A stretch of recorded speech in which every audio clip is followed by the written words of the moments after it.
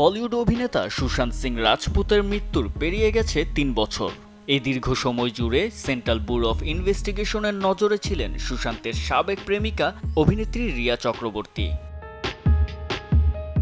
সিবিআইয়ের জারি করা লুকআউট নোটিশের কারণে দেশের বাইরে যাওয়া নিষেধ ছিল তার।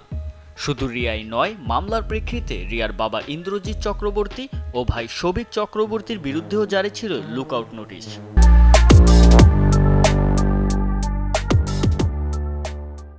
অবশেষে সেই খরা কাটল অভিনেত্রী ও তার পরিবারের।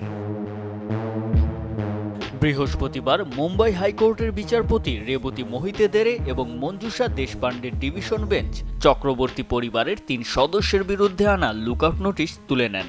ফলে বিদেশ যাওয়ায় নিষেধাজ্ঞা থেকে মুক্তি পেলেন রিয়া।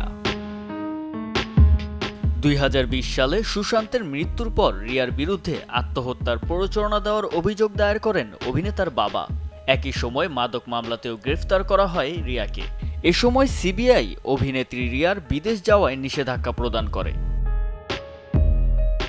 আত্মহত্যার প্ররোচনা ও মাদক মামলার কারণে বেশ কয়েক মাস জেলবন্দি ছিলেন রিয়া। এরপর অক্টোবরে জামিনে মুক্তি পান অভিনেত্রী। আর সেই জামিনের শর্তগুলোর মধ্যে ছিল দেশের বাইরে যাওয়ার আগে আদালতের অনুমতি নিতে হবে রিয়াকে। জুবাইর হোসেন সজল, চ্যানেল 24।